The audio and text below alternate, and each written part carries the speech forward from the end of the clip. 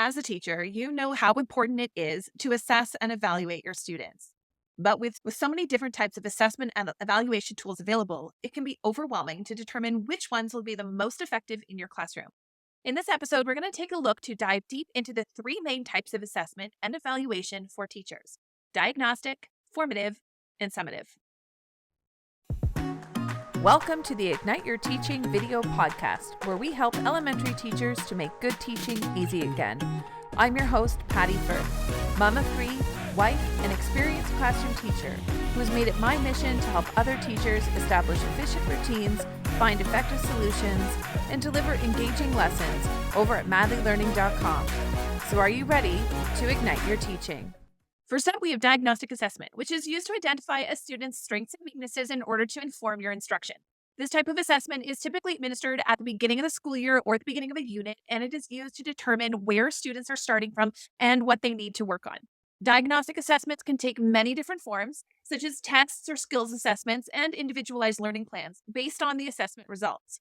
One of the key benefits of diagnostic assessments is that it allows teachers to tailor their instruction to meet the needs of individual students by identifying students' specific strengths and weaknesses so that teachers can create a customized learning plan that addresses those needs and helps students make progress. Diagnostic assessments can also be used to identify learning gaps and for creating targeted interventions. Placement tests, such as for language and math, should be something that you can design yourself, but it can also be a standardized assessment such as PRIME.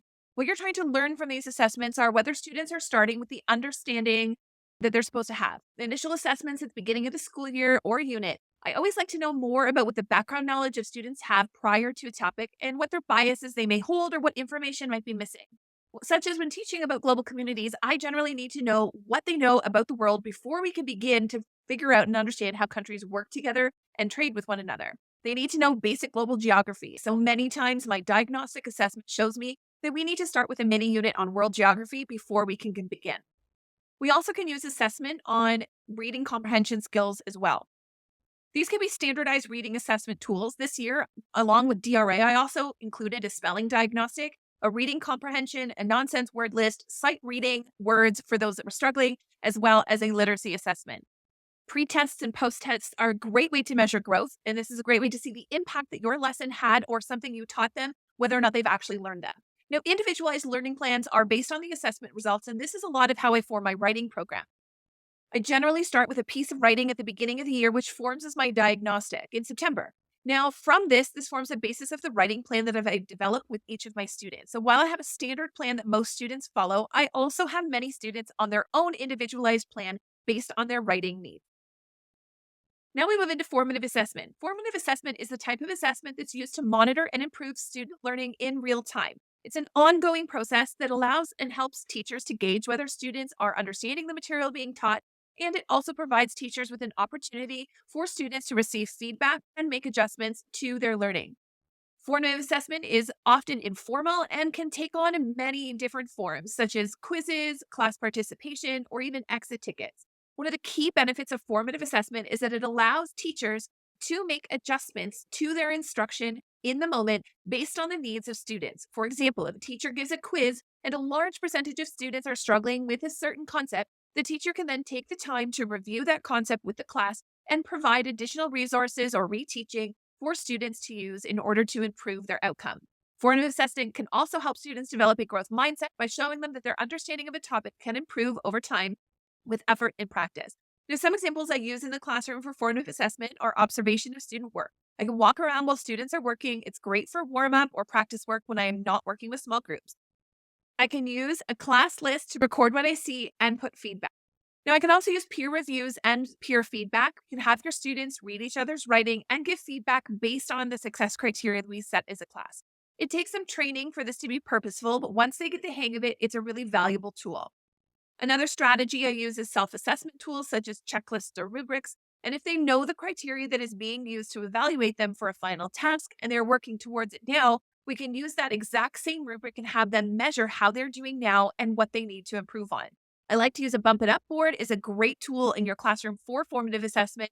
And we use this in language arts for many language arts related things. I'm going to include a link to the Bump It Up board in the show notes on our blog post at www.madlylearning.com/244. You can also find it in the January package of Ignited Literacy. Now, another strategy is quick quizzes or exit quizzes. These are a quick check-in and they are a great tool to help both you and the students know how they were doing, and it lets you know what they need to continue to work on. Another favorite of mine is journal writing. In fact, I love reflection journals for lots of different topics. I specifically use this as a component of my Ignited Math program, and it allows me to, once I set the conditions for this activity, I do this by simply outlining what exactly my students need to do, what it looks like, what my expectations are. And for this, I can either print out the printable copy of the journal that I have inside Ignited Math, but I also can simply just take a regular size notebook and cut it in half. And that serves as a great notebook for a reflection journal, which does not require any additional upkeep to constantly be photocopying a new book. So each week, students will reflect on what they have learned and how their knowledge has grown. And when they do this, they compare what they have learned to the weekly learning goal. And it is a great tool for both students and teachers. It will also help you to determine your small group guided math groups for the following week, because you can check what they have learned. To learn more about math journals, you can check out episode 238, linked in our blog post at www.madlylearning.com, episode 244. And there you will find the previous video that is all about how to set up and structure your math journals inside your classroom. The last form of assessment is summative assessment. Now, it is used to evaluate students' learning at the end of a unit or the end of a semester, and it provides a snapshot of what students have learned and allows teachers to see how well students have mastered the material and evaluate their progress. Summative assessments are typically more formal and include things like tests, research papers, projects, and many other types of assessments that require a significant amount of preparation and effort by the student. One of the key benefits of summative assessments is that it allows teachers to see the big picture of student learning and understanding. It allows us to evaluate students' understanding of the material at the end of a unit or program of study, and allows teachers can get a sense of which concepts were well understood.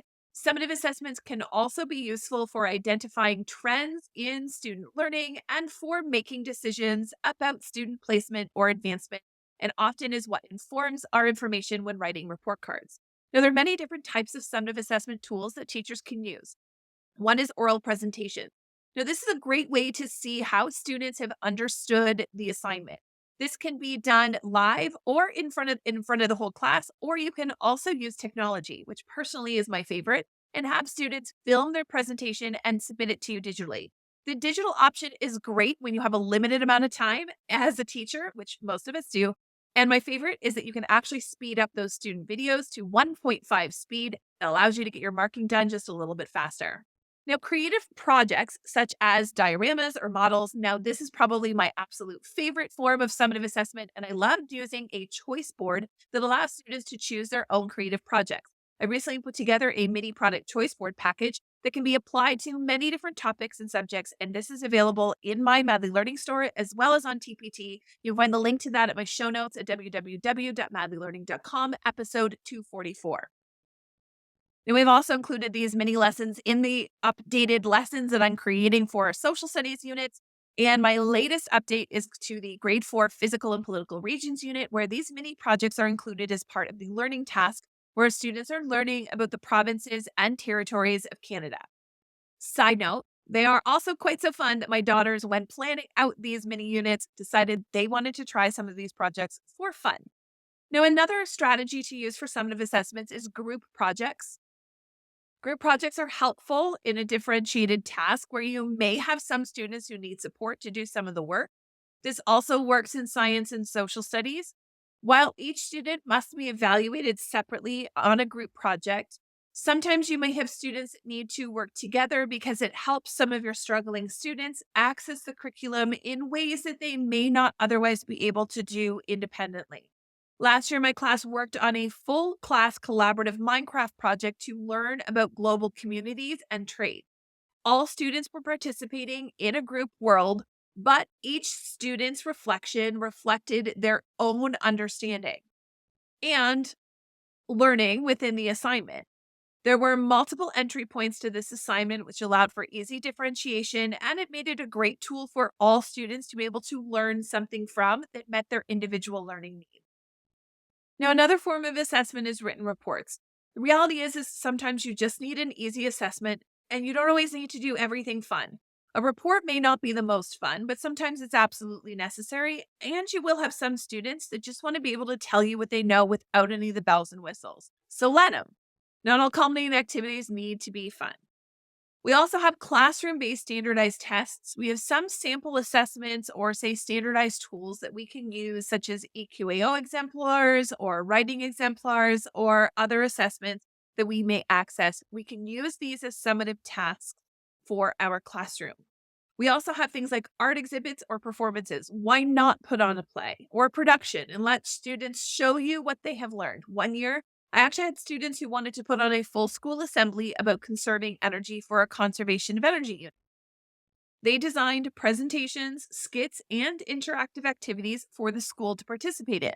It allowed my students a purpose for learning and a great way to evaluate their understanding.